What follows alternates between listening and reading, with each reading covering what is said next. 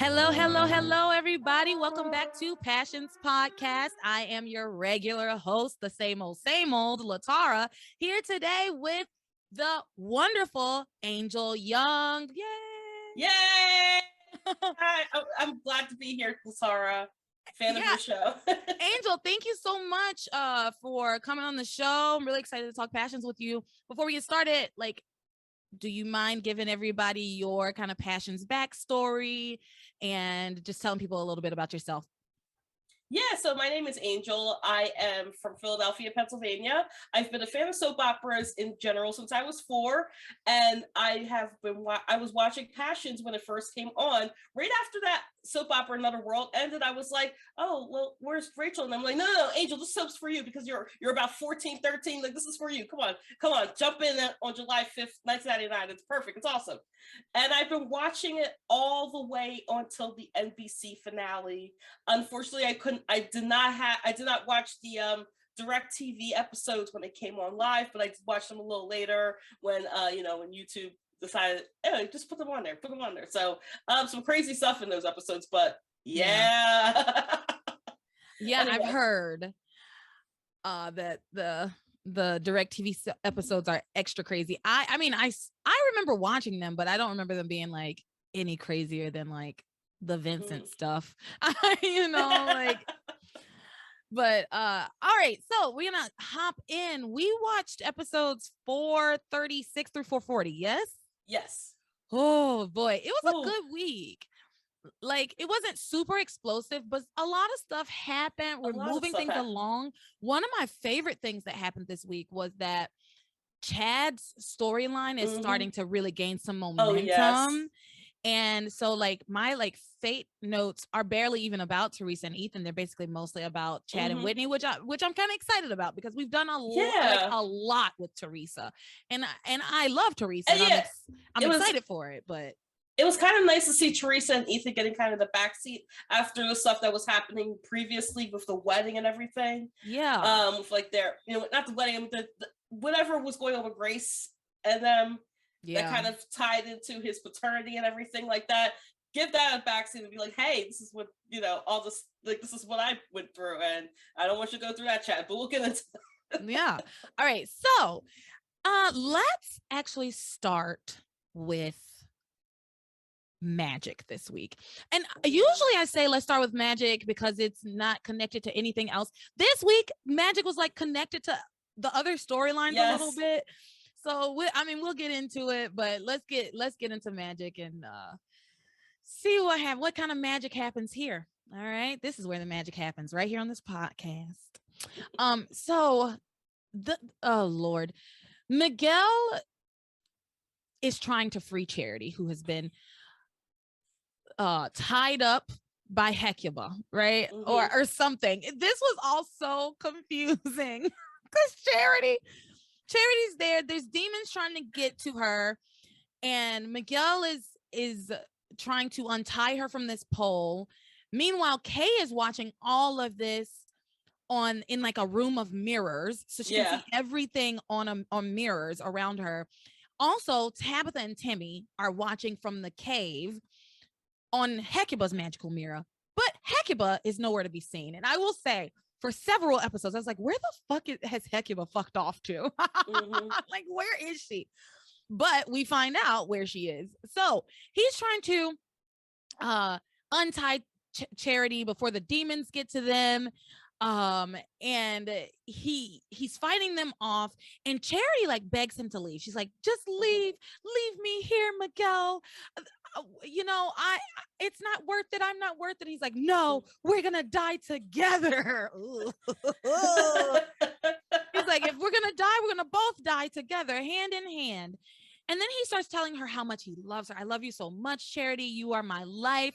You make life worth living. Always, God damn it. Oh my God. I can't stand Miguel and Charity's love. Me neither. Stand it. So he's telling her how much he loves her. And then Charity notices that the demons are like backing off, right? And I will say, these are some lame ass demons. Like, why can't they get Miguel? Why can't they get Charity? But I think once all is revealed, it makes more sense. But I remember watching them and like, what? Why are these demons so lame? Like, why are they just like pawing at these children? Also, Charity looks awfully good for somebody who's been in hell for a few days. Yeah, and I gotta say, I like her. I really like her outfit. Like, like this. Like, I know she was wearing that same outfit for a long time, but I like that. I don't know. I think it fits the actress really well with that purple, with the black, and the little shoes and stuff. Like, I like that. That's something I would have worn when this came out. It certainly was clean. It was awfully clean. Awfully clean. Awfully clean for somebody who's been in the depths of hell for 3 days or however long it's been. And so she notices that the demons are like backing off because as Miguel is professing his love to her. So she's like, oh my goodness, Miguel, our love is keeping the evil at bay. And so then she's like, we just need to be telling each other how much we love each other. So then they just kind of proclaim their love to each other a lot. I love you so much, Miguel. No, I love you to the moon and back. yeah. I'll never let go, Jack. Like, it's so much. And then y'all. And then Charity suggests that they show the demons their love by making love, by having sex. And my thing was like, girl, how? You are tied up. He can't even get you untied. You're like, first of all, if they're both virgins, how would she know that? How would she know that you can make love standing up? Like, I don't get, that's the part that I was just like, wait a minute, there's something off about this. That was when I figured out there was something off. Listen, you're like, I'm no virgin. I can't have sex standing up. Like, but like, as young as they are in this time period, you're like, how would you know that? How would you know, especially the way they're portrayed as virtuous and everything like that? I'm like, yeah, she's tied to a pole. Like, this is some shit. If they were to have sex right now, like, it would be some like dirty down, like nasty porn. Like, that's like bondage porn. Okay, she's tied to a pole and then they have sex. Yeah, and especially with her background, with like Faith getting her, like, you know, keeping her like from everybody, she wouldn't know. Charity wouldn't know anything about that. Well, she's like, we need to show them by making love, and we need to have sex right now. And my whole thing was like, if he because you went straight to how can y'all have sex standing up, and my whole thing was like, he has to untie her for them to have sex. and so it was like, I just assumed that he would that they would just.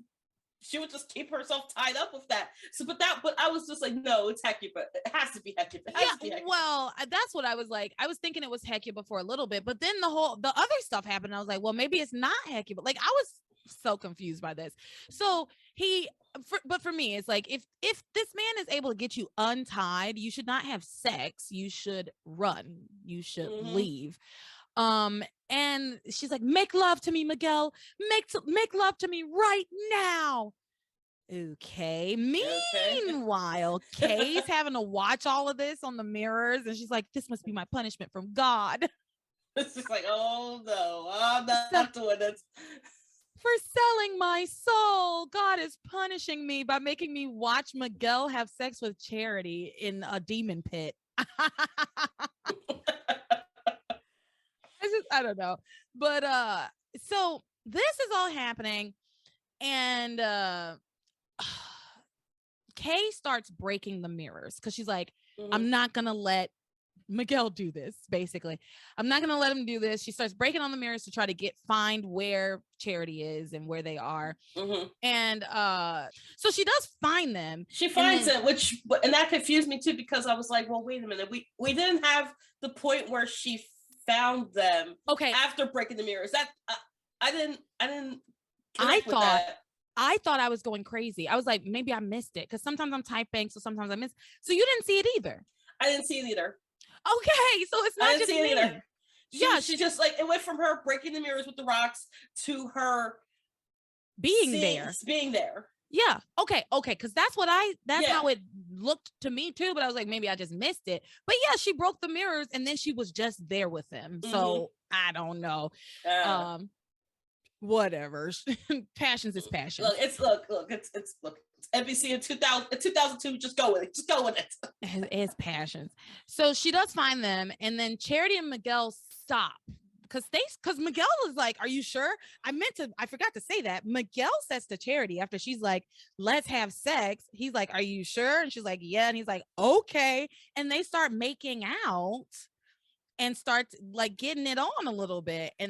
But Kay comes in and kind of interrupts. And he is able to get Charity free of the ropes. So he gets her out of the rope. He loosens up the ropes. He gets her out, and she refuses to leave. He's like, "Okay, let's go." Yeah, but as he was getting her free, she was like kind of glaring at Kay, like like she was just like, she was very much glaring at Kay for being like, you interrupted this time that I was going to make love to Miguel, you evil, like just the look on her face. Yeah, she was definitely staring Kay down. She really was staring her down. And I wasn't sure what that was about, if it was because Kay sold her soul so that Charity had to go to hell, or if it was because she interrupted him having sex.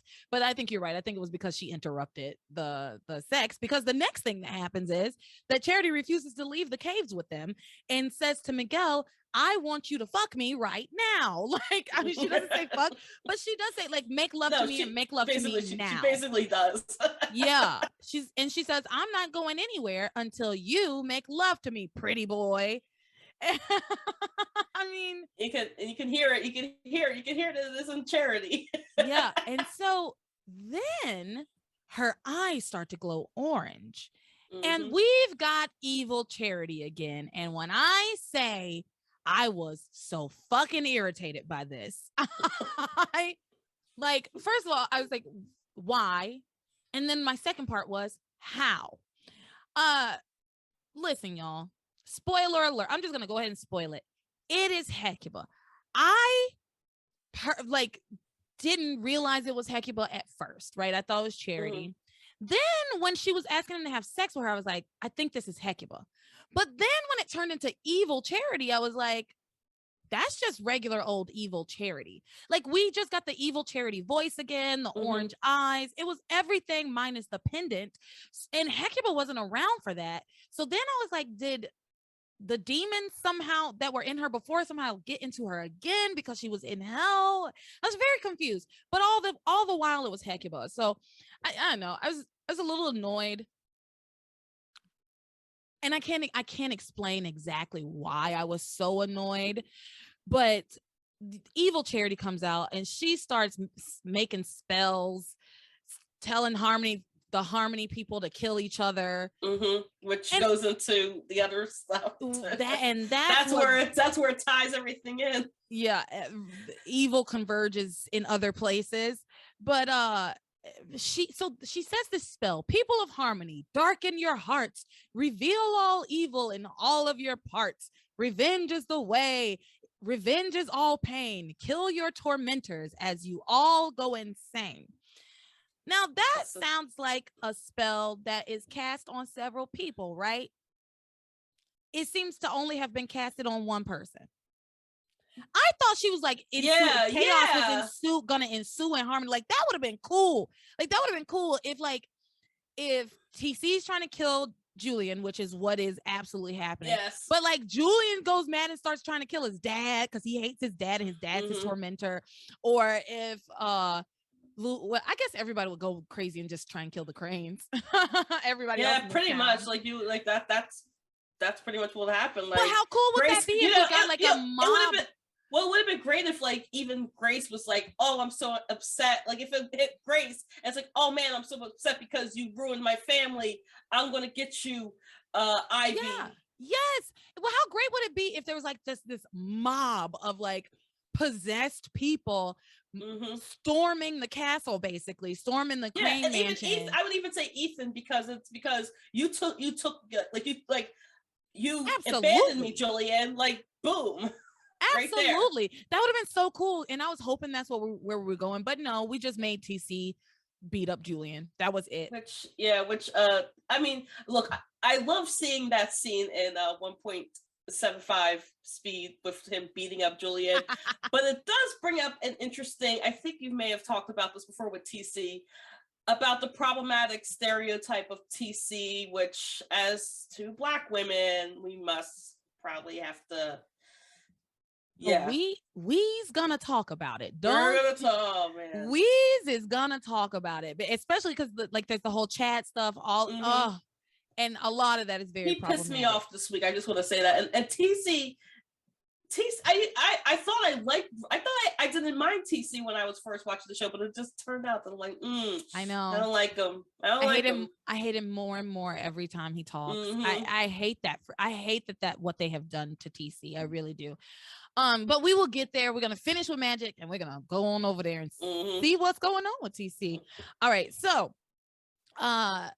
she talking about like evil's controlling this man, and she's talking about TC, and then somebody over at the hospital with TC interferes, and we'll get to that, but it kind of breaks the spell on TC, and so then she trains her evil onto Luis and Sheridan, who are over at the Crane Industries in the Crane Archives trying to escape the Crane Archives.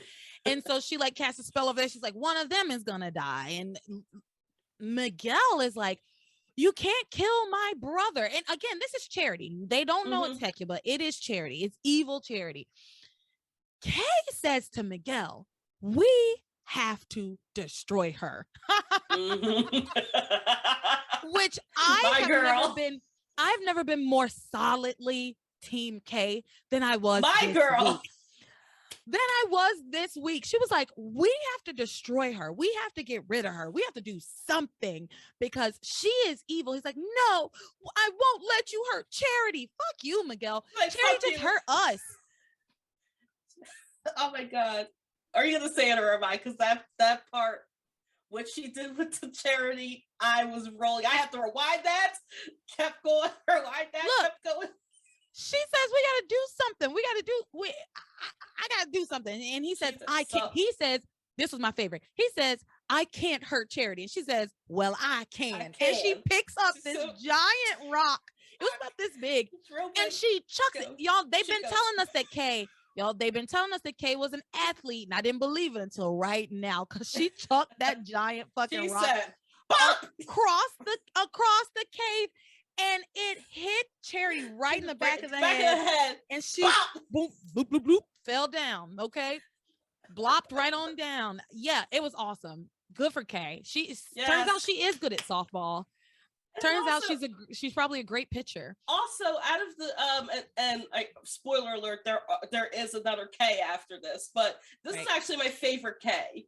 Out of the 3.5 Ks, because there was that temp K that it was weird. Yeah. But this is actually my favorite K. I guess because she's like in most of all of this magic stuff. She was in the midst of all this magic stuff. She is my girl. Like that. Deanna Wright was so. I loved her as K. You couldn't tell me twice about that. This was my favorite K. I had to get to the other one. That's how much I loved her. She's definitely doing it for me. I love this K for sure. So Miguel after Charity, because Charity also like shot lightning at them again. So like she did like this, like with her hands, and then she went. Yeah, like before Kay knocked her out, and Kay. I'm sorry. Oh yeah, so Kay knocks her out. Miguel gets mad at Kay and is like, "How could you do this to your own cousin?" Excuse me, you should be saying thank you to me. I saved your fucking life, dude.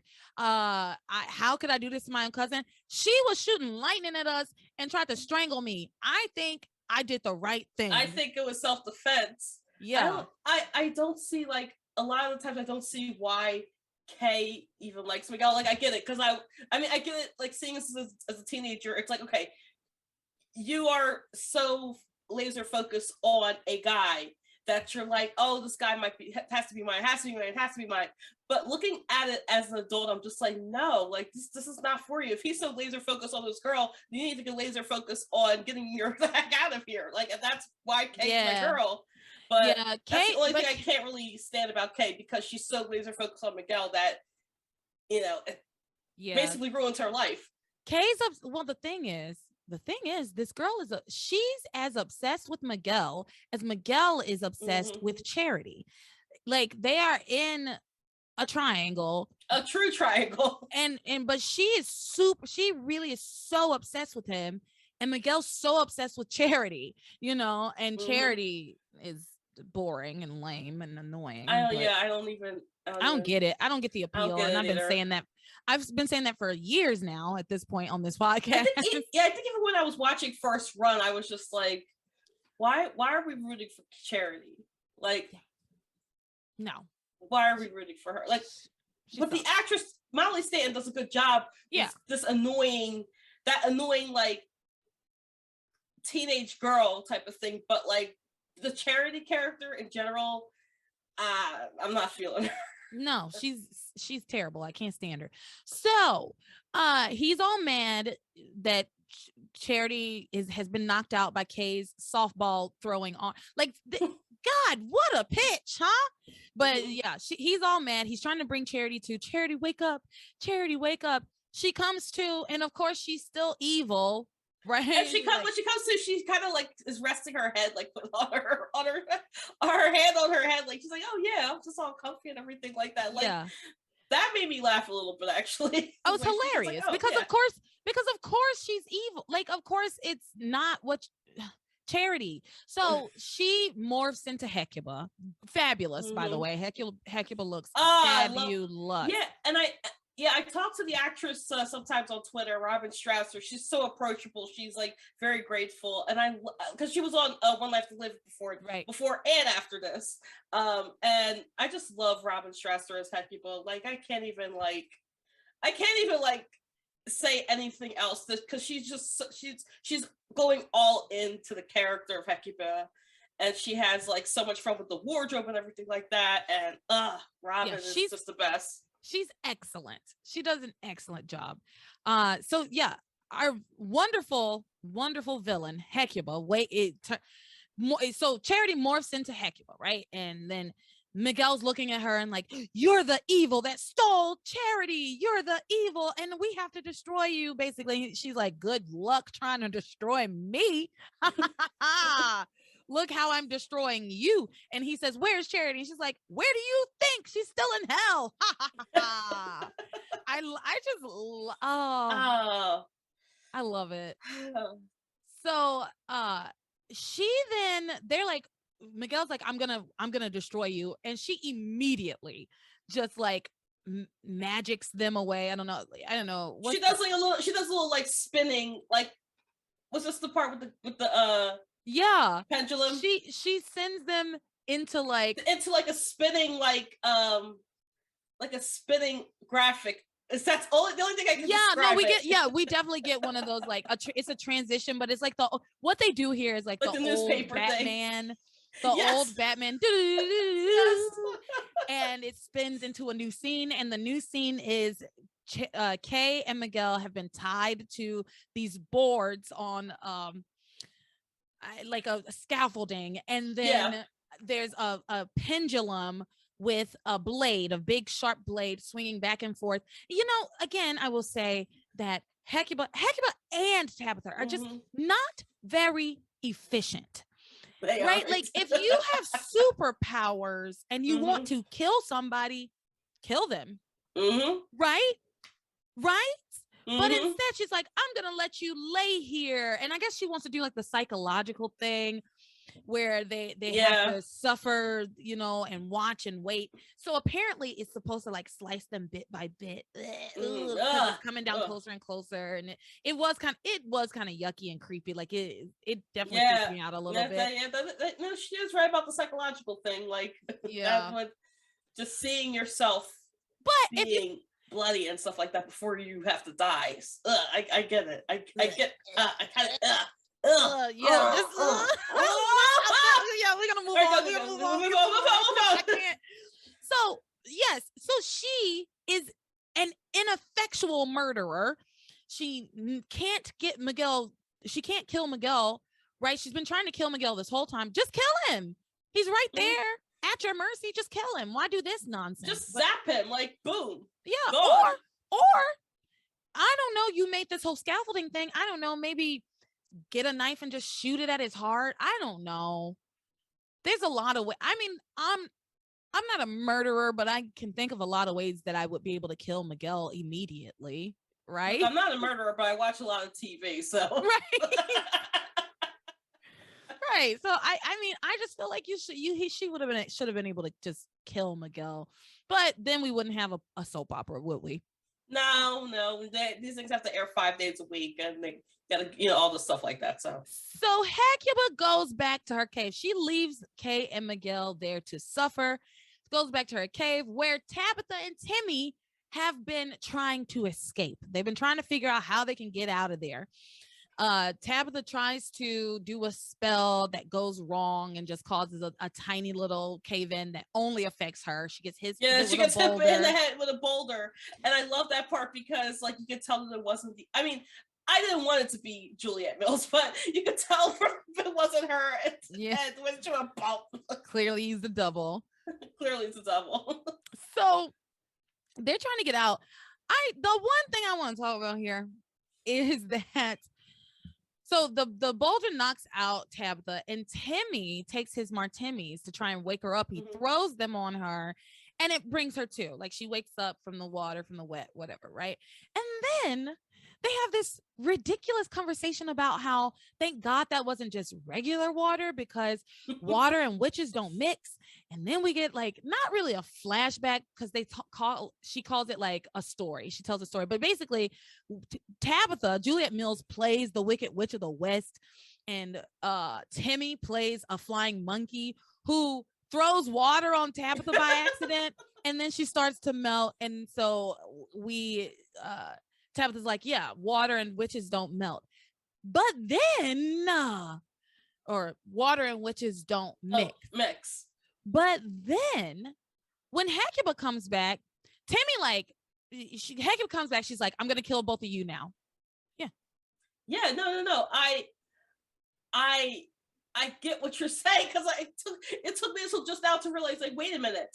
She had this whole story about water, and then just say what you're gonna say. Yeah. So Timmy kind of turns on Tabitha and says, Tabitha, Hecuba's the real power. And it was obvious to me as a viewer that he was just trying to, like, butter up Hecuba and get her to trust him, basically, so he could do whatever it is he wanted to do.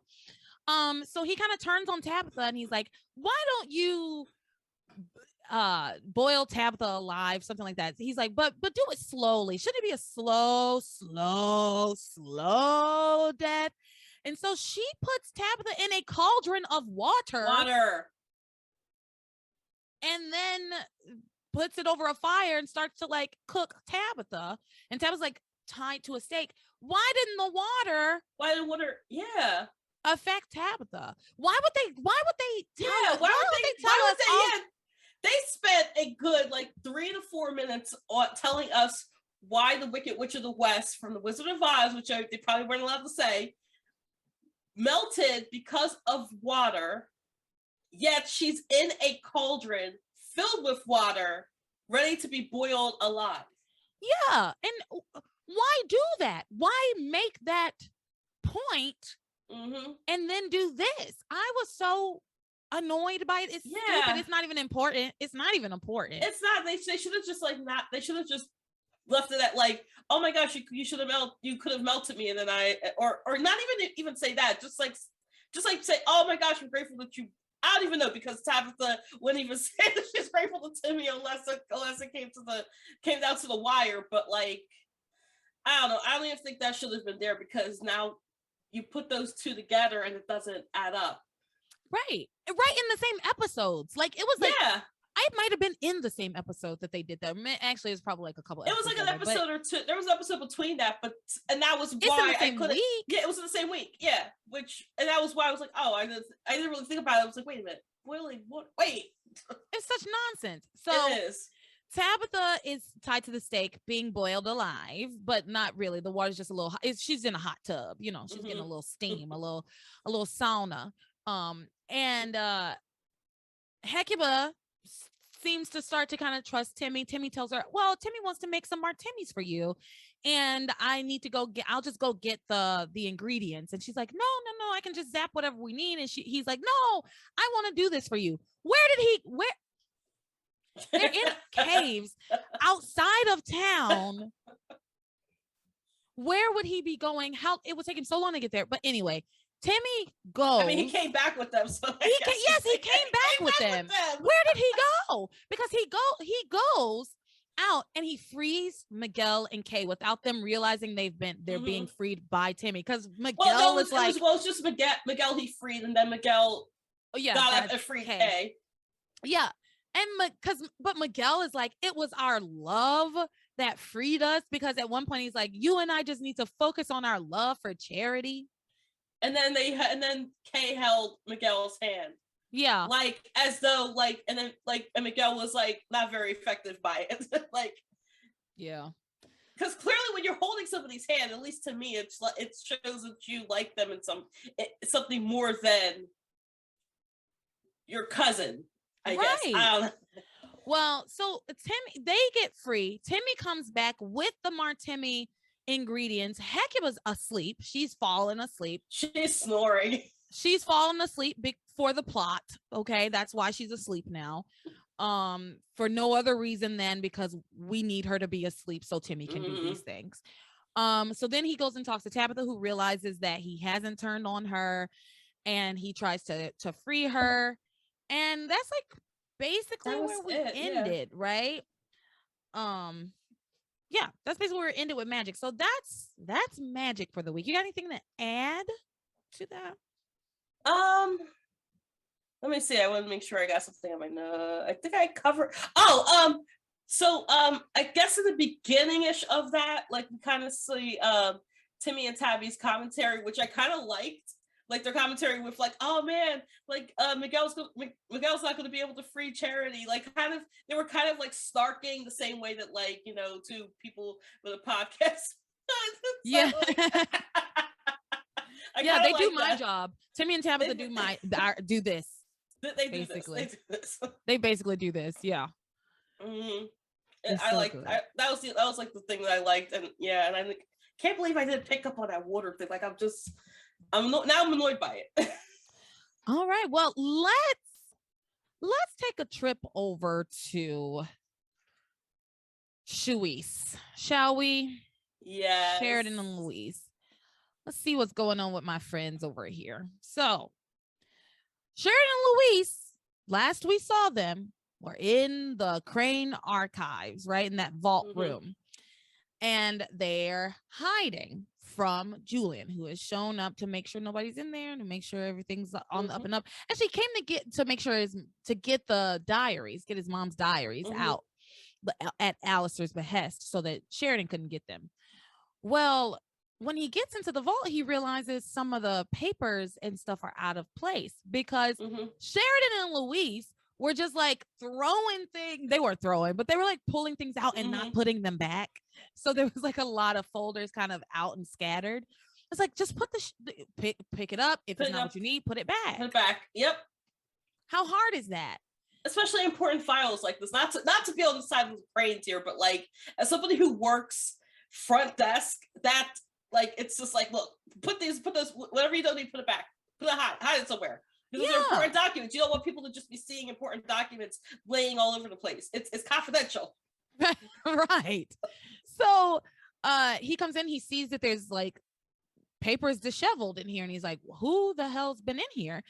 And he checks and sees that the last access was Ethan. Ethan was the last person who accessed the vault. Alistair then calls. I can't stand the fact that Alistair always knows what's going on, but also never knows what's going on. I can't stand that. Why? How does he not know that Sheridan and Louise are in the vault? Yeah, because wouldn't he have secure? I mean, I'm so sure security cameras were a thing in 2002. Where are the security cameras? Yeah, exactly. I mean, okay, and then given that like their security system is like looks so cheap for 2002. They're billionaires. Oh my god, they're billionaires. What are you doing? They are billionaires and they don't seem to have security cameras except Alistair always knows exactly what Julian is doing. Right? Like it's almost like he's watching all the time, but it's like he's not at the same time. I wish they would weird. Give me some answers on this. Because how does how does Alistair always know what's going on, but also at the same time not know what's going on at all? I don't get it. He doesn't know. It's so weird. It's very weird. So anyway, he tells Julian to check inside the vault to make sure there's no one in there hiding. But instead of doing that, Julian just like asks a guard if he's seen Ethan. He's like, "Did you see Ethan? Was he here?" And the guard's like, "Yes." And so Julian tells him, he's not allowed on the premises anymore. If you see him again, make sure he's escorted out. And then instead of checking the vault, like Alistair said, Julian's like, "I need a drink." What an alcoholic. He goes and makes himself a drink instead and closes up the vault. And Sheridan and Luis are inside. Now they have Ethan's key card. So you need a key card to get in this vault. You need a key card to get in and a key card to get out. Which, come on. There has to be a fail-safe. I don't know that there's a builder, an engineer, a contractor who would build a room like this and there's no emergency fail-safe inside. That's what I was thinking, because like the place I work at, we operate like in order to get in and out of the building, we have to get a key card in, and our fail-safe is actually a ring device where you press a key, and if like something, if a fire drill was happening or anything like that, or any emergency, you would just push that key on the desk, and that's how you let people out. So like, say visitors were coming in that didn't have a key card, you have that fail safe right there, which doesn't seem like they have it. You work at a hotel? I cannot say where I work at, but I can say it is at a place where it is at a place where the file thing does where I'm not gonna say exactly. I can't say that I work in a school, but I can't say exactly where I work, obviously, for obvious reasons, for safety reasons. So but it is more to like keep the students from leaving, like from leaving and from coming in. Right. So but like it's something as, I'm just gonna say, asinine as that, there should be a failsafe. Yeah, no, I don't know that there's any bonded contractor who would draw up plans for a room like this that is airtight, waterproof, has a pump that pumps the air out of the room. I mean, a death room, basically. If you get trapped in this room, it is certain death, basically. Certain death. Who would not put a fail-safe in place? I just don't think that that's what is plausible at all. But anyway, that's what especially this room not in 2002. I don't think that would be even plausible in 2002.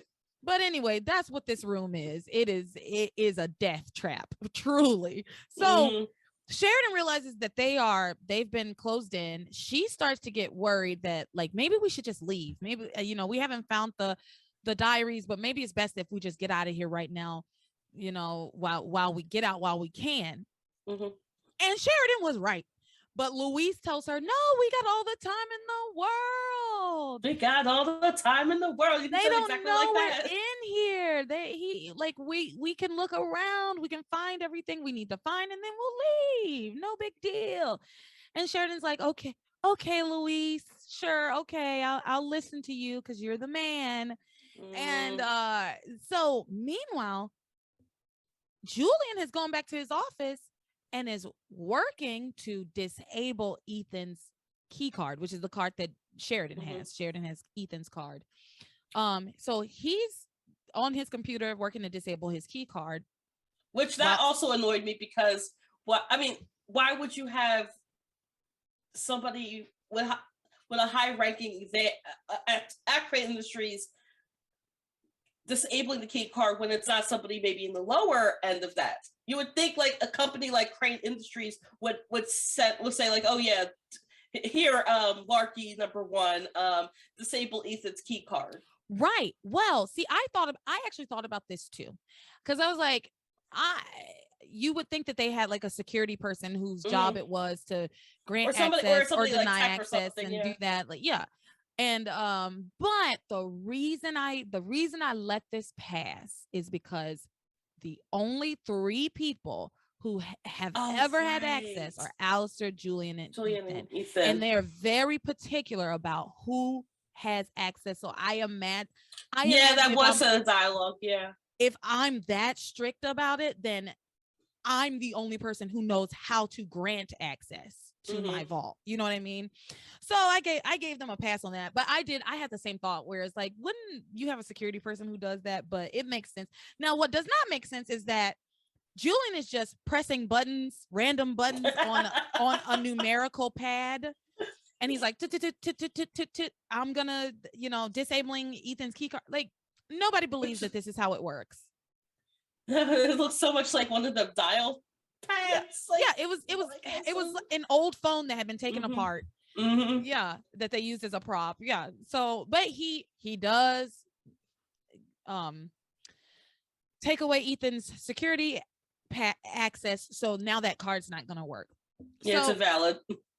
Yeah, it is now rendered invalid. So Louise and Sheridan do find the diaries in the vault. They feel great about it. And then they're going to leave and they can't get out. They're locked in and Sheridan starts to flip out, which I would. I would too. I'm not sure if this was before this, but they were like, the thing I really like about Shuis is that they can be so horny at times. I think there was an example of this before, like they left the thing like to go, oh yeah, we're gonna read these things, I'm gonna be a fast reader, and we're gonna make love all night long. Oh yeah, that's later. That's like at the end. Okay. Yeah. They get locked in. And then even when they were with Julia was in it, there was like kind of a little moment with them. Like there's always a moment with them. There's always a moment. I'm glad they love each other now and don't hate each other anymore. Oh, me too. So they find that they're locked in. Sheridan starts to panic. Louise is like, don't panic. I'll just call somebody and have them come and open this fucking vault for us. Like, whatever. We're caught, but it's better than, being locked in here. And she says, you can't. This room is lead lined, airtight, waterproof.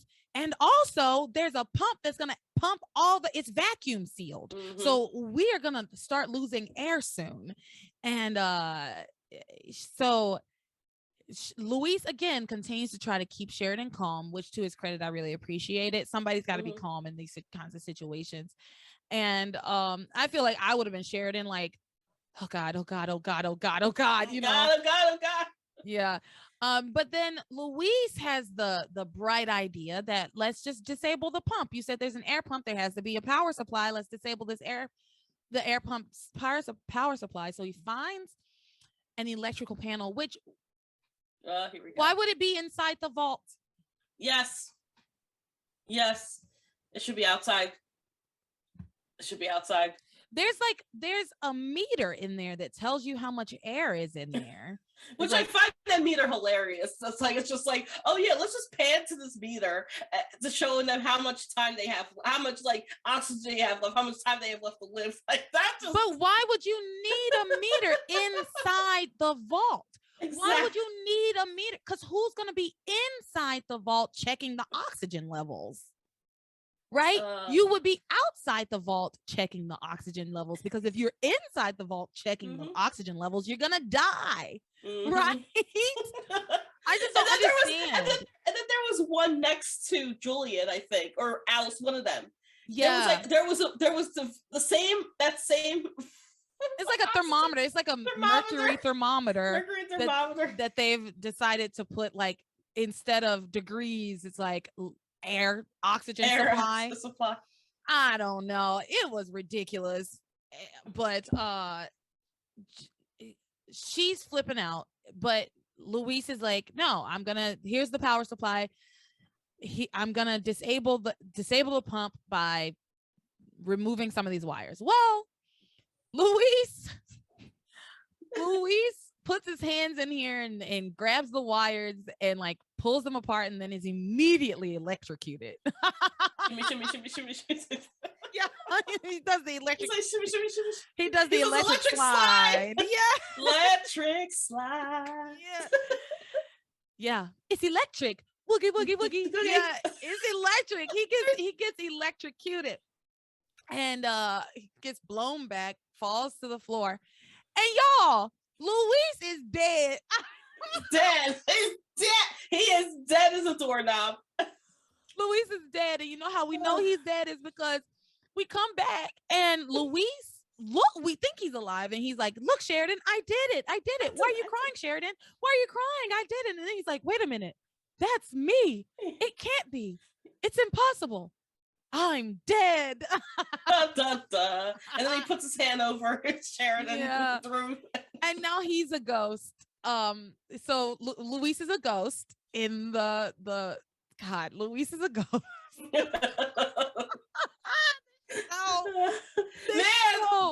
Oh man, I kind of wish they would have done more with Ghost Luis. Me too. I was really hoping they were going to do a little bit more with Ghost Luis. I really was. Yeah, because we had Sheridan in the Sheridan buried alive and everything like that. We had like a lot of like all of the Sheridan related stuff. Yes. And I kind of want to see, Ghost Luis. Obviously, we're going to get Ghost Luis. We're going to have Ghost Luis and his shenanigans going all around Harmony and doing his stuff. But yes, Luis, Casper the Friendly Ghost. He's ghosting it up in this vault for a little bit. And he's trying to talk to Sheridan. She can't hear him. And then a bright light from the great beyond starts to shone brightly, and it starts to suck him in, and he's been pulled up, and he looks over to the side and he's like, oh man, that's the file on my father. There is a random file, manila folder that says Martin Fitzgerald in a little cubby hole or something. I am loathed to say it was hidden because it was not hidden. No, it was there's all of these file cabinets in here, and yet this, which I've come to understand, is probably one of the most most important files in this room, is just out in the open. Like, it's up on a shelf basically by itself, but there's drawers and drawers and drawers of file cabinets. But this one lone file is just on a shelf. But to their credit, very high shelf. Shelf. It's almost as though they threw it up there, like, oh, Martin Fitzgerald, screw him. It is a high shelf, but if this is that important, also, why keep documents of your misdeeds? Yes. Like, if I was a criminal who had like maybe murdered somebody, I wouldn't keep evidence of that. Right? Like, there probably wouldn't even be any evidence that Martin Fitzgerald even worked here. Like, erase him. Shred it, erase it. Why do you have this? I don't understand why they I don't know what's in the file. I just know they shouldn't have it. Because if you're that scared that it could come out and it could destroy your family and your company and everything, why would you have evidence just sitting around, just laying around? I don't care if it is in an airtight, waterproof room. Why you have it anyway? You know what? I'm gonna say this. Now that I've just talked it through a little bit, Alistair is a fucking psycho, and he is. And like serial killers who keep mementos, I imagine that's why he keeps these files, because he's a psychopath. Okay. Oh yeah. I talked myself down. Yeah. It's just that I'm not a psycho, and which is also probably why I'm not a criminal, but like if I was a criminal, I would not save evidence ever. No. Y'all don't know if I'm a criminal because I literally would never incriminate myself. Never. Would never. I wouldn't either. It's so, I don't know, it's just one of those like evil genius movies. What do you expect from the guy who played Skeletor? So, right. Yes. Yeah. So so Luis is dead, but he did manage to get the pump to stop. So the air supply is still good in the room. So it's not certain impending death at this moment. But he is being pulled away into the great beyond. And then Sheridan looks so cheap. Oh yeah, it was so especially like the way his legs and arms were. It was so creepy looking. That was the creepiest thing of this entire episode to me. Yeah, it looked really bad, but the special effects on this show are horrible. I mean, yeah. But I think it's the next level of bad when you can't even pull. It was properly pull somebody into heaven. It looks so bad. So Sheridan is crying over Luis's body. She's saying, "I love you. I just found you. You're my perfect love. How could it end like this? We just found each other." It's really sad. I felt bad for her. And then she kisses him, and he immediately wakes up. Sleeping Beauty, this guy. Immediately wakes up, and surprise, I'm back. And he doesn't remember. This irritated me so much. Yes. He doesn't remember that he saw his father's file on that shelf. He just has a feeling that there's something in the vault that he needs to find, right? And so he says that, but then they're like, let's get out of here. So he figures out that there's another electrical box he can fuck around and find out. There's another electrical box to fuck around with so that he wants to set off the sprinklers, saying that if the sprinklers go off, then the door will automatically open, which how did you know? He says Sam taught him this, but no, I refuse. I refuse to buy it. I refuse to take this. You're not going to do this to me, Passions. No. I refuse. I don't, especially like that. That's the thing I don't believe. Sam taught him that? Sam, of all people. Police Chief Sam, that we're constantly reminded is the police chief Sam, who is so bad at his job. Police Chief Sam. So I don't buy it. I don't believe it. But he's like, yeah, I'm gonna go mess with some more wires. Sheridan's like, no, you just died. I just got you back. Like, you're gonna electrocute yourself again. He's like, no, it's fine. I'd rather do this than, what are we gonna do? Sit around in here, So it works. He manages to get the sprinkler system to go off. This was ridiculous. The sprinkler system goes off. The alarms are going off. The door opens. This all works. Yeah, it opens. First of all, why weren't you already dressed? They didn't have their coats on there, so we had to take time to put on our coats, just grab it and go. Putting on their coats, putting on their scarves, grabbing the stuff that they had laid down. Then they make out. Those horny toads. Oh my God. As the sprinkler system is soaking them, they start making out. Like you said earlier, he's like, oh, we're gonna read through all of this and then we're gonna make love. Like, how about you leave? Yeah, leave, then read the stuff, then make love. Yeah, because Shalice fans like us, we love like Shalice fans out there, we love the long drawn out love making scenes between them. Like we love it, but don't do that in the vault. So they make out, and it takes so long, and then Luis stops and says, "Wait, we can't leave yet, sir. Why didn't you take the time to figure out what it was that was gnawing on you before you set off the fucking alarms in here? Why didn't you do that?" So he's like, no, we can't leave. And he's just like standing there mystified, like looking crazy. And like, there's something here. I know there's something here about my father. And I know it's really important. And he starts like trying to find, he almost gets to the file. He almost does. But Julian shows back up with the guards, and the guards and Julian come in, and Sheridan and Luis just like sneak out behind them. It's very cartoonish. It is. It was also anticlimactic. After all of that, After all that, that's how they just sneak out behind Julian's back. like they're Boris and Natasha. Not comparing to the Boris and Natasha, but like the way that they did it. No, you're right. Boris and Natasha, Rocky and Bullwinkle. Rocky and Bull, very yeah. But what do you expect from like the same show that just gave us Batman 1960? So yeah, Moose and Squirrel. That's my best Natasha. Moose and Squirrel. I used to love Rocky and Bullwinkle. Oh, that was such a good show. It was. Yeah, that's such a throwback. I haven't thought about that in years. Yeah, it would just randomly like come on like in the morning when I was a kid, and I would just like watch it. Like, yeah, I loved that show. All right, and Rocky was a flying squirrel, wasn't he? Rocky was a flying squirrel. Yeah. Bullwinkle was a moose. Like like if you remember from Full House, if you watch that, that was Joey's. That was Joey's. That was Joey's thing. I forgot all about that. Yeah, and what did he say? Cut it out. Ow! From what's it called? Oh, Out of Control. Yeah. Okay, so they sneak out. Whatever.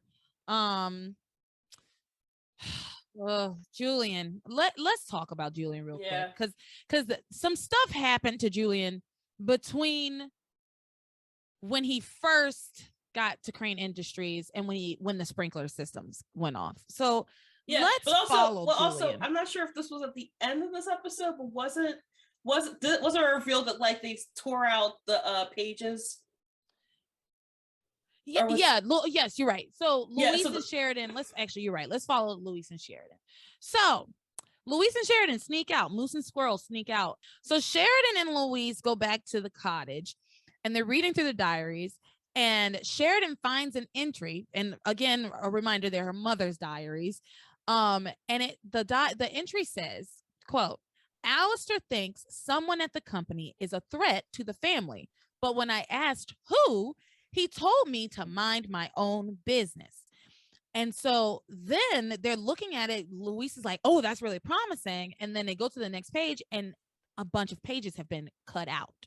So there's pages missing from these diaries, which begs the question, why were Alistair and Julian so dead set against Sheridan getting these diaries, considering there's nothing in them? They knew this. They talk about this on the phone at one point. Alistair and Julian do, where Julian says, all the most incriminating stuff has been cut out of those diaries. There's nothing there for her to find. So I don't know why they're so pressed about it. They knew that from the beginning. I feel like they were more pressed about like them just being there because of that carelessly placed Martin Fitzgerald file than anything. But even if you look back at the episodes, there's no hint as to say like, oh, she's gonna find the diary, it's all gonna be up. It's not like, oh, it's more of just like this frantic that if they find the diaries, it's all gonna be over.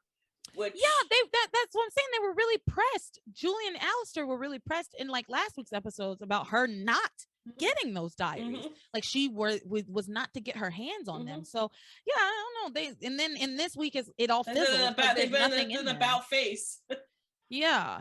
So later Luis remembers that he saw that Martin file when he was a ghost. He was flying into weird fake heaven. And so that's kind of where we end it with them. But let's talk about Julian. So Julian at one point has to go. He's on the phone with Alistair. Alistair tells him the way we're going to break up Louise and Sheridan is that we are going to make Eve Russell tell Louise that Sheridan admitted to killing Martin Fitzgerald in that hypnosis tape, and that she lied to him. But Alistair has the tape, so Eve has no hard evidence. Alistair says, so even if Louise wants to prosecute, he won't have any evidence. Everything will be hearsay, and it'll be thrown out. And even if it does go to court, it'll be tied up in the courts for many, many, many, many years. And so he's like, this is the best way to do this without as much publicity, right? So Alistair tells Julian to go to the hospital, talk to Eve. Julian goes to the hospital. He don't talk to Eve. He don't talk to Eve. Julian goes to the hospital and immediately bumps into TC Russell, y'all. And he knocks him down. He knocks TC down, and TC is like cradling his knee. And then TC, his eyes turn bright orange because Charity Charity cast a spell on him to defeat his foes and kill his enemies. And so he attacks Julian and tries to kill him. Like, he's like choking him, he's throwing him all over the place. It was actually, I actually kind of liked it, even though it was really, like I said, it was really funny to see it in the speed that I was seeing it, because it was just like boom, boom. It's like, oh, let me add some cartoon noises to it. Yeah. So and before this, I should say, TC, and we know this, I don't even have to say this, I'm just saying it as a formality. TC has a conversation with Sam where he continues to say, I could kill Julian Crane in a heartbeat. That's what he says. I could kill Julian Crane in a heartbeat. And Sam's like, hey, buddy, you can't say stuff like that to me. I'm the chief of police. You cannot. I'm bad at my job. You can't say that to me. Well, look how bad he is at his job. Like, TC's obviously a threat. Like, no, I wouldn't have him. I don't think it would be right for him, like, arrest TC if TC hasn't done anything. But these are, I mean, you might want to keep an eye on the man. Yeah, keep an eye on him. He's been your friend. He's been your friend for years. It seems like, for decades. I feel like. Yeah. From the onset of the show. Yeah. So their conversation, Sam and TC's conversation, which is the same conversations they've had about Julian Crane a million times. But it gins up a lot of like negative emotions in TC. So by the time Julian does bump into him, even without Charity's like evil spell, I think he probably would have been really, really, really, really pissed, and maybe would have punched him anyway. I don't know that he would have tried to kill him the way he did, but I think he definitely would have. But he says later that his hatred just took over and he couldn't control himself. So yeah, he's beating up Julian. And then he's going, die, Julian, die. He's like choking him, strangling him to death. And then Whitney and Chad walk into this scene, and also, this is the emptiest hospital I've ever seen. Oh, yes, it is. Like, Harmony has to be the healthiest town ever, because nobody's ever at the hospital but these 12 people. And so none of them are in there. None of them who are in there for being sick. Yeah, that's true too. None of them are in there for being sick. You know what? I've said it if I've said it once, I've said it 1,000 times. The people, when these people need to go to the hospital, they never do. When they should probably go to the hospital, they never do. When they have just survived a prom boat disaster, or have survived a bird attack, or when Charity's just losing her mind and keeps fainting over and over and can't remember full blocks of time, they still never take her to the hospital. Wait a minute. I forgot. There is somebody who goes to the hospital for a medical emergency, but we're going to get to that later. Oh, is it Grace? Yeah, who cares? Oh, yeah. We'll talk about Grace. We'll talk about Grace, too. Yeah, Grace. So, the soothsayer. She's a seer. She's the oracle. So anyway, TC's trying to kill Julian. Die, Julian, die. Whitney and Chad come up, try to stop TC, and Chad manages to pull Julian off just as Grace and Eve are kind of walking up as well.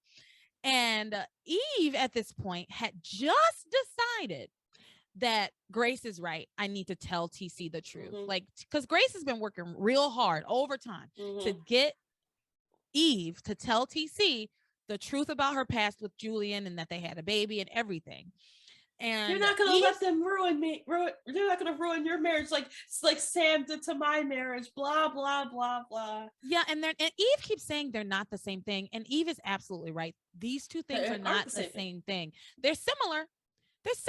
They're not the same thing, because look at what TC is doing. You know what I mean? So anyway, they walk onto this scene right as Eve has decided that she needs to tell Julian the truth, But her whole issue with her whole issue with telling TC the truth was that she was concerned that he would kill Julian and then end up spending the rest of his life in jail, or worse, get the death penalty, right? Because we know that's in play in Harmony, okay? Oh yeah, that's in play.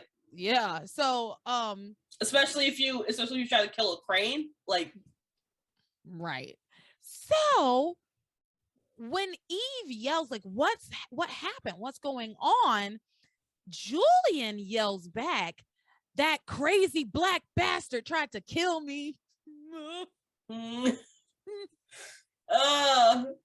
tell you what's going on. That crazy black bastard tried to kill me. I felt that in my lineage. And the look that all of these black people gave him. It's like, why he gotta be black? Like, why he gotta be a black bastard? Julian. Now, Julian immediately tries to kind of clean it up, tries to correct himself, says to Chad, I didn't mean anything by that comment. Like, I'm just in shock and overwhelmed. Chad says to him, you're not the first bigot I've met, and you won't be the last. Yes. Chad's like, I'm not trying to hear it. You're a bigot, and I've dealt with bigots just like you in my life. And I know how you're going to try and clean this up. I'm not buying it. You can save your fucking breath. And TC is still in a rage, but the spell has like worn off, but TC's rage is still there. And I guess he's just like not in evil mode anymore. I don't know. So but he's still saying, I'll kill him. I'll kill him. And Eve is like, what? Like, honey, you need to leave. Julian tells them that he bumped into TC, and then TC just went berserk, which is exactly what happened. That's exactly what happened. Like, they bumped into each other. TC fell, and then he just went crazy. Bananas. BANANAS. TC is bananas. BANANAS. Yeah. So TC's bananas, and Julian says a man like that shouldn't be allowed to coach children. He should be incarcerated. And Eve goes up to Julian, and they're in that stern, like black mama voice. She's like, Julian, you need to back off. This is over.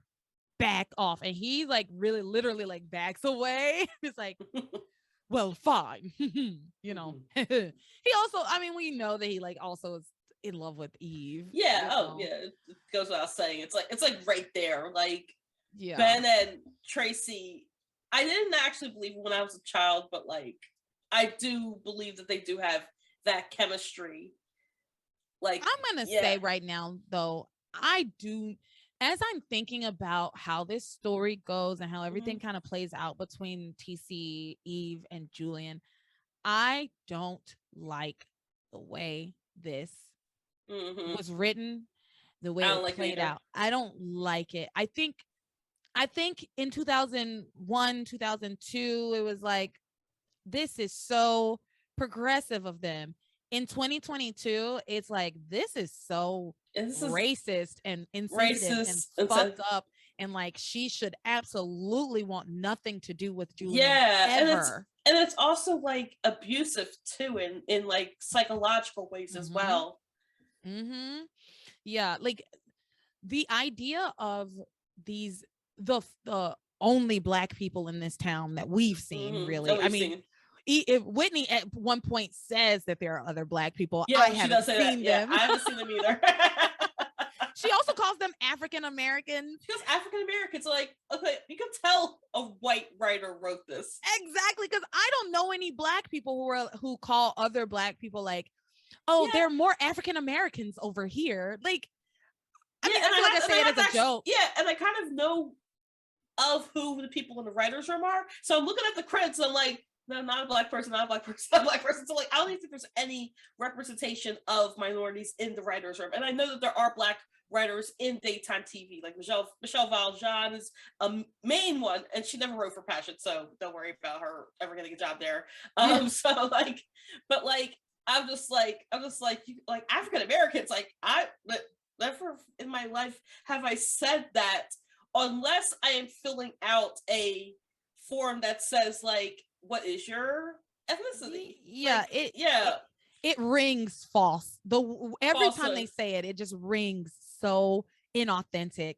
But anyway, uh Eve tells Julian to back off. Julian backs off. Later, Julian tries to thank Chad for saving him. Basically, he's like, Chad, I'd like to thank you for helping me earlier. And he tries to give him some money. And Chad's like, nah, man, I don't want your money. And Julian says, oh, come on, boy. Think of it as a gift. And it was visceral. What came out of me immediately was like, don't call me boy. I said that. I was like, don't call me boy. And, but I was like, boy, what do you mean boy? Like, Chad don't call him that. Exactly. I didn't like that. And Chad says, this boy doesn't want your money. And I didn't step in to help you out. I was trying to protect Coach Russell. And then Julian says, Julian's like incredulous. He's like, and he says, he was trying to kill me. And Chad says, and if he was, I'm sure he had a damn good reason, honey. Chad, I love Chad Harris. I love Chad. Chad is the best of the best on this show. He really is. I don't think I've had any moments with him where I was like, this character, I don't like this. The only time where I was like, ugh, and it's not even really his fault. It's like the way they write his anger at the beginning. I think they've done better about tempering down his anger some, because it was explosive when he showed up. Yeah, and it was really way too much. It was like TC. So it kind of felt like they were like, okay, there's too many of this stereotype on the two African American men. I'm sorry, Black men. Because Passions did that to me.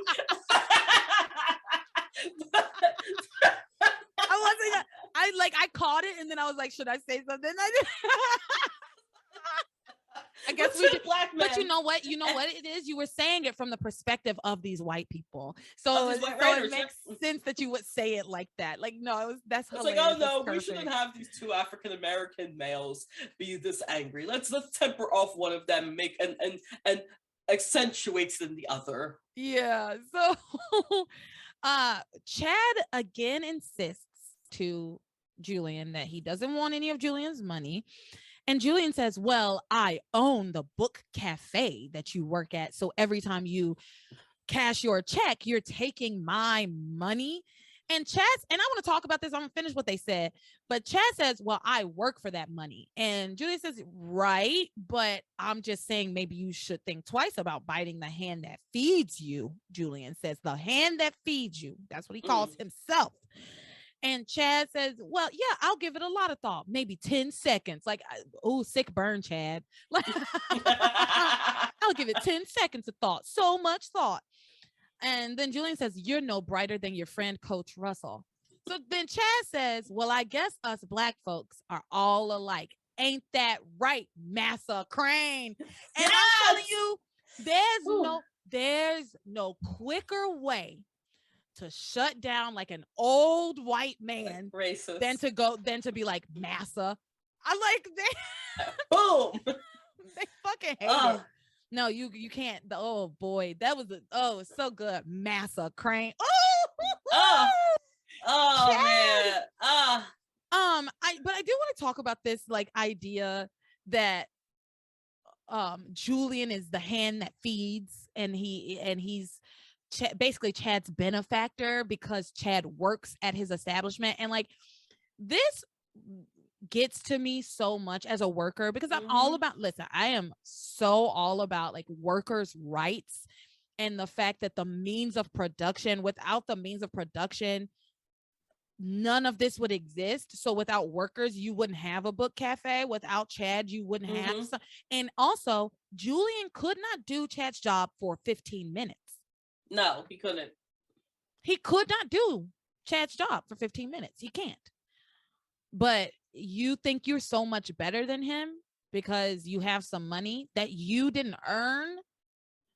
It's crazy how the people and Julian, even though Julian is a fictional character, Mm-hmm. Julian is also a depiction of a lot of like rich Mm-hmm. white people, wealthy people who sincerely think that because they have money, they are better Than than everybody. the great unwashed masses. Mm-hmm.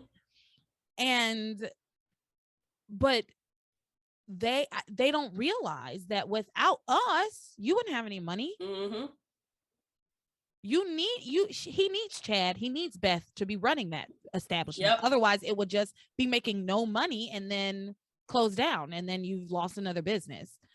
I don't know. I get very irritated at that kind of stuff where it's like, I write your checks. It's like, but you're not giving me money. I'm doing a service for you. Mm-hmm. I'm helping you actually. Yeah. And it's not like, oh, if Beth and Chad weren't running this cafe, they the cafe will still be able to run with Julian. Like, no, because like, how are you going? Because like, if I understand, the book cafe is like Starbucks, sort of like that, except with like more stuff than like there are, like, you can go on the internet at the cafe. I think I might be mixing up with Sunset Beach, but and then you can also like read in there, that sort of thing. So like, who's gonna make the lattes? Who's going to put the books on the shelf? Who's going to, like, if a computer breaks, who's going to fix that? That's not all Julian. That's all a staff that needs to be in there, and that's it's Julian is so out of touch, and Ben does a great job with that out of touch. Ben Masters does a great job of playing that type of excellent. He's excellent. Excellent. Yeah. He's excellent. So Julian walks off, leaves saying thank you all the same, right? He's like, I just wanted, and I honestly think Julian really did want to just thank Chad, but like you said, he's just so out of touch that he went about it the entirely wrong way. And then when Chad didn't take his money, he was like super offended. But I think he really did want to find a way to, I think he was grateful to Chad, just genuinely and sincerely. So he walks away, he leaves, and Chad then goes, yeah, that man's nothing but a bigot. And then he's like, wait a minute, I think I just figured out who my real father is. It's Julian Crane. And Whitney is like, thinks it's inconceivable. She's like, how could it be? There's no way. Girl, what do you mean? You know that Julian is a notorious philanderer. That's a thing, He could absolutely have illegitimate children. Yeah, he could absolutely have illegitimate children. That's not outside the realm of reality. And you've heard everybody in your life talk about how awful the Cranes are. You've seen it firsthand with the way Julian just treated Ethan, kicking him out of his life entirely, even though he's been his father for 25 years. So you know that he's got it in him to be, to abandon a child. And so she thinks it's inconceivable. Meanwhile,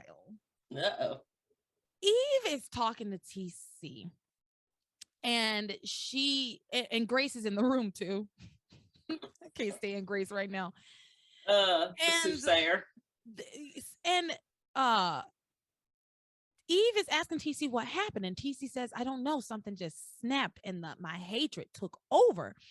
And Grace goes, and like, it's one of those things where you don't see Grace in the room till they pan to her. So we see Eve and TC, and you think it's just the two of them.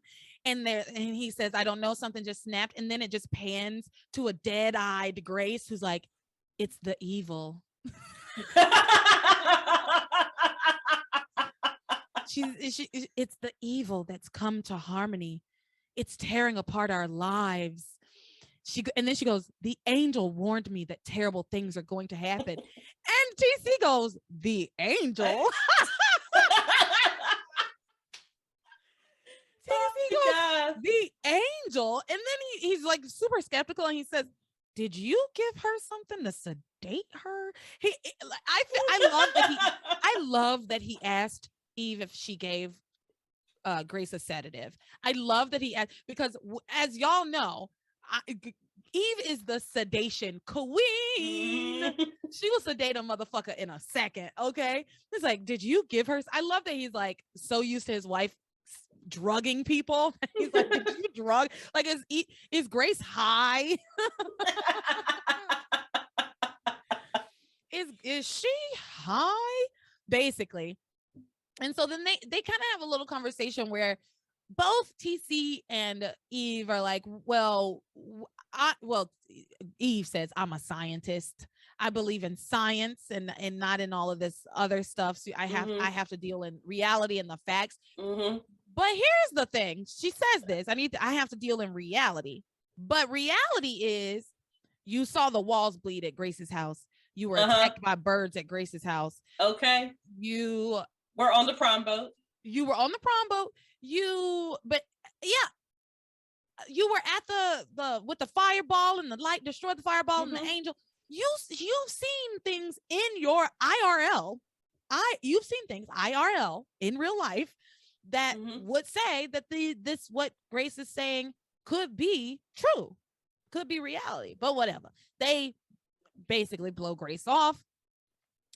But then the conversation kind of switches back to TC's hatred of Julian. And then Grace gets a glimpse of what Eve's been trying to tell her all along. That because TC is like seething. He's like, I'll kill him. I don't care if he ever comes near if he ever hurt somebody in my family. If I ever found out that he was involved with somebody in my family, I will murder him with my bare hands. And Grace sees all this, but decides to double down on her advice to Eve, saying, you right at this moment, she pulls Eve to the side and is like, you need to tell him right now. Now? Like, you think now is the best time? He's mad as hell. He's liable to punch me. Seriously. I don't know what he's capable of right now. You want me to tell him right now, after he literally just tried to kill Julian, and he just told me that he basically blacked out and his hatred took over for him. You want me to tell him that I actually used to have a relationship with Julian? Not only that, but we had a baby together. Not only that, but I think maybe Chad might be like, no, girl, now is not the time. Not right now. So she's just so annoying. It's like, have you been listening at all? Grace, have you been listening? Read the room, Grace. At all? She hasn't been listening. She's too busy, I don't know, zoned out. She's zoned out. Maybe she's taking a sedative. That's what I'm saying. Maybe Eve did drug her. So so that happens, and then TC leaves, and he walks in on Whitney and Chad talking about the possibility that Julian could be Chad's father. And then he just starts yelling at Chad. This shit pissed me off. I wrote in my notes, it's like, you probably can't even see it. Like, it's so bold because I was so upset. I was so upset. So he walks in on this. He starts yelling at Chad, saying, Julian is what? What? Julian, you have Crane blood running through your veins. And then Whitney starts to speak up, saying, no, Dad, we don't know anything for sure. But he cuts her off entirely, saying, I'm not talking to you, Whitney. I'm talking to him. If Chad, if Julian Crane is your father, I want you out of my house and away from my family, because he's an evil man, and anyone who has anything to do with him is evil. And if you are the son of Julian, I want you away from my family. Huh? That's some shit in there. Shit, I'm sorry. This shit was so crazy that I thought that Whitney was having like a daydream. It was so crazy that I thought it wasn't actually what's happening. That wouldn't have been out of the realm of possibilities either. But I thought it wasn't even happening. I was like, maybe this isn't really happening, because this is outlandish. It's insane. It's absurd. It's absurd that you would blame a kid who's been abandoned by their parents, by the way. And you would make him homeless, number one. You blame him for something he has zero control over. Nobody can control the circumstances of their birth. No one can. I didn't ask for this. You would basically call him evil by association, even though he doesn't even know Julian Crane. He just helped you stay out of jail. keep you from killing Julian. He saved your daughter's life like 2 or 3 times at this point. He saved your wife's life. He got shot. He took a bullet for your wife. He took I think he took 3 bullets for Eve, actually. I think he did, yeah. So, but just because Julian might be his father, who he's never met, that he knows nothing about, and was abandoned by. Not even confirmed, You want him away from your family. That is some. I was disgusted. Yeah. Frankly. Personally. Personally, I was disgusted. Yeah. And you can't even justify that with like, well, I'm just rallying down from like being mad over like Julian tripping over me, which, by the way, I think we forgot this one part when that happened. I just remembered it was all triggered by like his father, like his father being like, I guess allegedly killed by Julian. Which I forgot that part. I forgot I'm trying to forget too, because that whole ending of that storyline is a clunker and a half. Wow, but I'm not going to get into that. It's such nonsense that he blames Julian for his father's death. I mean, kind of, whatever. But your dad died of a broken heart because you couldn't play tennis anymore. That's a stretch. Sorry. I'm sorry. The many careers that I've attempted could break everybody's heart. Yeah, it's quite the reach. It's a reach. It's quite the reach. Now, if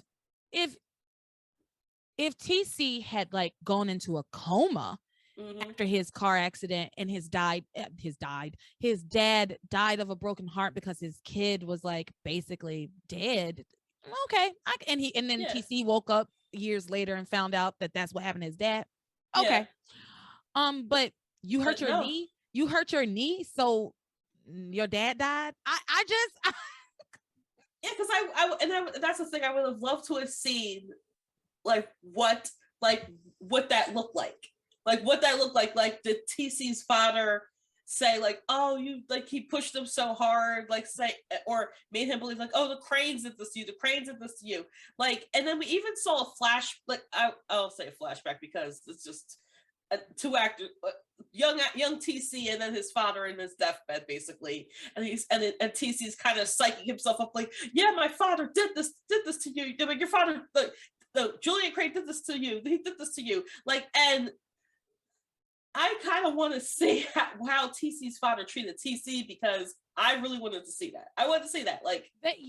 They're never gonna show it to us. I know never gonna. They won't. They will. They refuse to give this storyline any real meat, any real substance. It's that's the right word right there. There's no real substance to this. There's no real substance to to TC's deep hatred of Julian. Now, granted, he thinks that Julian is responsible for his accident that messed up his knee, that ruined his tennis career. Fair to be like, that person, I want no parts of that. He's awful. I do hate him, and I don't want him near my family. But I'm gonna murder him? Yeah. At least with Luis, it had to do with family. Like his father actually went missing after this. I feel like they're trying to parallel two things.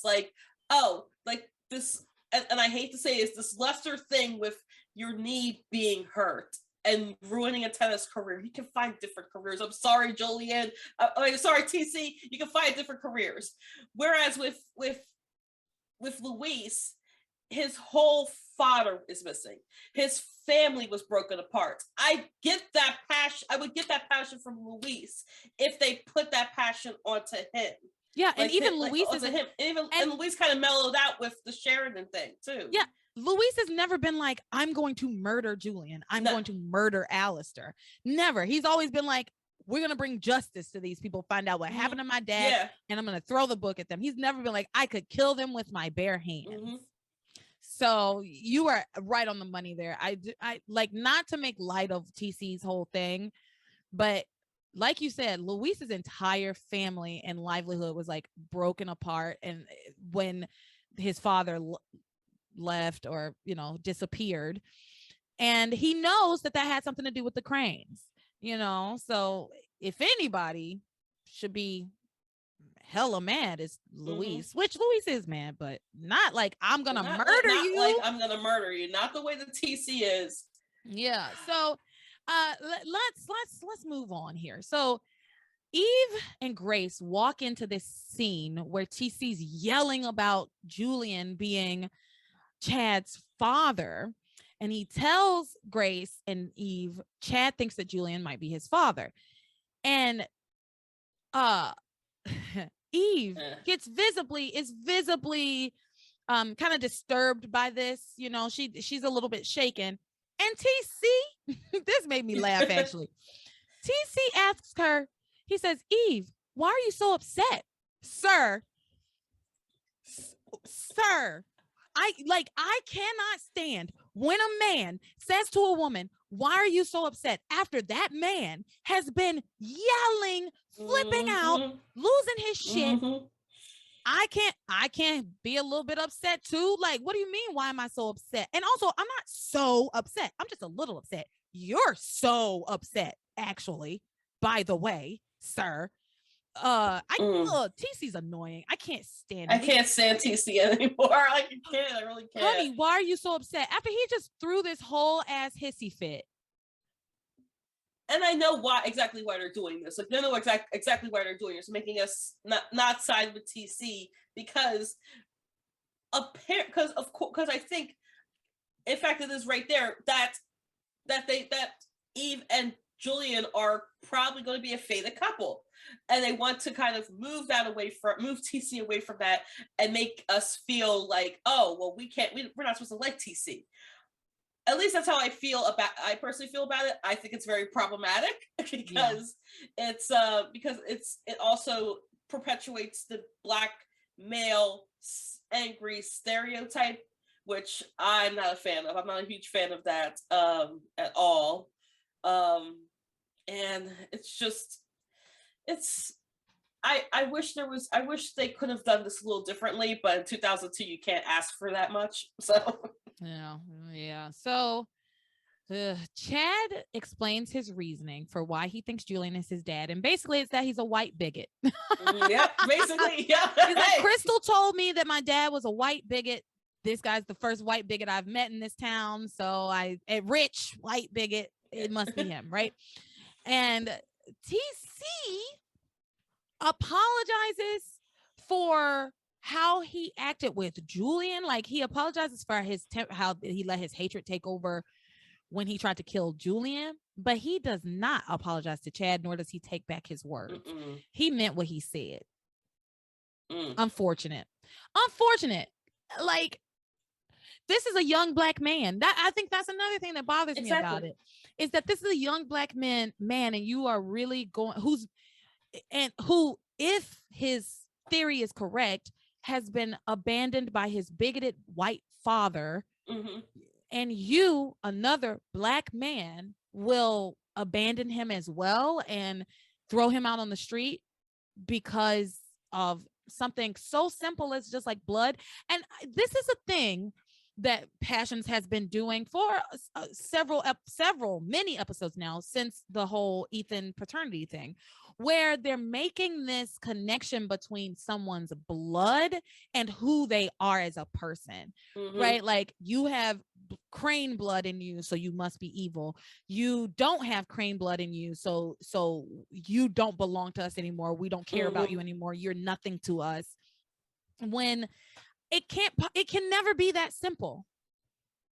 It can't ever be that simple.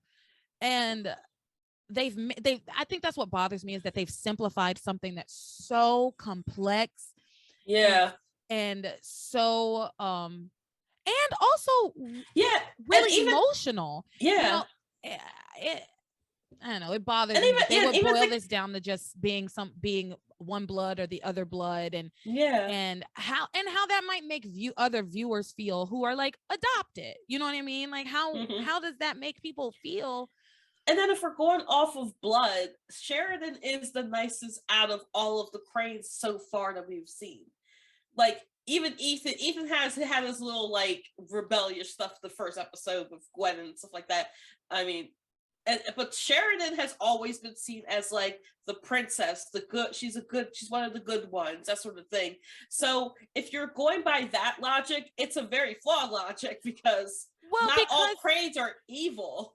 And also because Sheridan is a good example of the fact that your experiences shape who you are, not your blood. You know, your experiences shape who you are. So Sheridan was treated.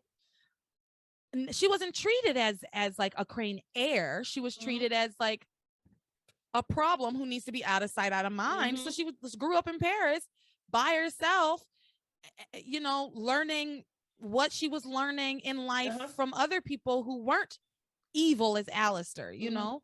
And so, yeah, she didn't grow up to be a Crane in the sense that she's not ruthless like they are. She didn't grow up with the same kind of upbringing that Julian had, which he was taught to be ruthless like that, right?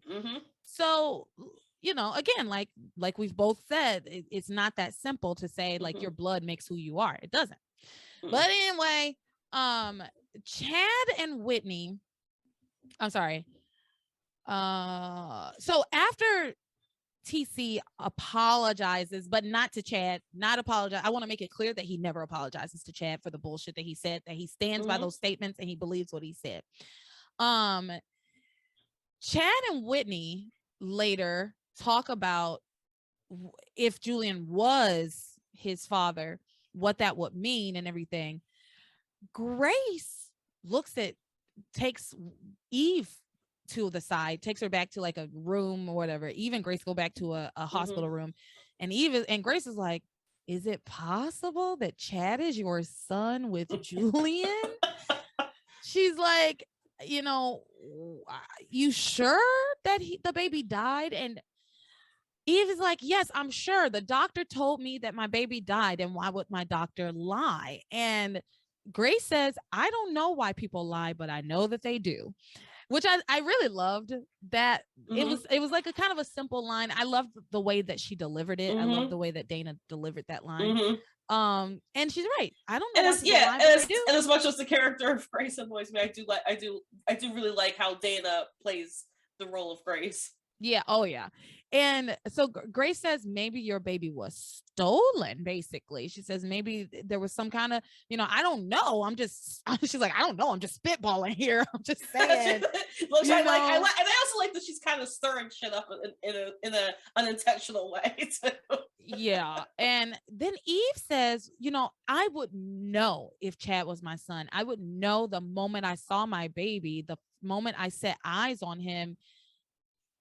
Even if we had been separated for years, I would know him. And then she thinks back to the first time she ever saw Chad and thinks about the fact that she did have like a weird feeling about him and she didn't understand it. And then she said, well, is that why my subconscious, like, did my subconscious make me be so cold to him? Like, is that why I wanted to keep him away from my daughters? Is that, you know, and then there was, she brings up Orville, everybody. We get we get an Orville reminder, and whom, by the way, where is Orville? What happened? Yeah, where is he? Where is Orville Perkins? I like me some Orville Perkins. The last I heard of him, she had been keeping him sedated. She kept him basically in a coma.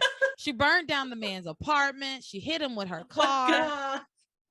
Listen, Eve, I'm glad they brought up Orville, because I was starting to feel like something for Eve, like, oh, maybe Eve's not so bad. But then I remembered that she basically terrorized this old senile man. Tore his life apart. Yeah, she tormented him. We're not the bird statue at this point yet, are we? Oh, we're well past the bird statue. The bird statue. Oh my God. Thank God. Because of that damn bird statue. Leave that bird statue where the fuck it is. Damn bird statue. Oh, I hated that storyline so much. Oh, that stupid ass bird statue. But I remember that. I didn't like that either. Eve remembers that the first time she saw Chad, she did have like feelings about him, but she didn't understand them. And at that time, she had no reason to believe that her son would still be alive. So she just went with, this guy is no good, right? And so she starts to think, oh my God, what if he is my son? So then she goes and asks Chad when his birthday is, and he tells her August 14th. But he also says, but I'm not sure. That's just when we always celebrated it. I mean, I don't know who my real parents are. So of course I don't know when my birthday is, you know? Yeah. And so she goes back to Grace and is like, he can't be my son. The birthday is not the same. And Grace is like, bitch, what? She says, well, maybe the people who adopted him just didn't know when his birthday actually was, or maybe the people who stole him just changed it. Girl. So Eve says he can't be my son, because if he's my son, it would be a disaster because Whitney is falling in love with him. And then we see cut to Whitney and Chad making out, kissing siblings. or so we think. Yeah, so we've been told. Oh boy. My gosh. That's like everything for the day, isn't it? Well, except for Ethan and Teresa, who cares? Yeah, who cares? They had to get a blood test, and Ethan. The only the important thing to say is that Ethan this week decided that his last name is going to be Winthrop instead. Even though it took him all of like 3 minutes to figure that out, like all of like 5 minutes actually. That could have been like, he's like, I got it. I know who my last name is, and it's Ethan Winthrop. I mean, it's the obvious choice. It's obvious. Duh. Like, Ethan. You don't want to be a Bennett because you don't know the Bennetts, you don't know Sam, you don't care about Sam, and your mom's name is Winthrop. And damn sure can't be Elvis Presley. Oh yeah, they make a joke about him being Elvis. Yeah. It's stupid. I don't care about. I didn't care about it. But that's the important thing. That's the important thing. And then Ethan and Teresa were just there for like the beginning of like this week, and then they didn't do anything.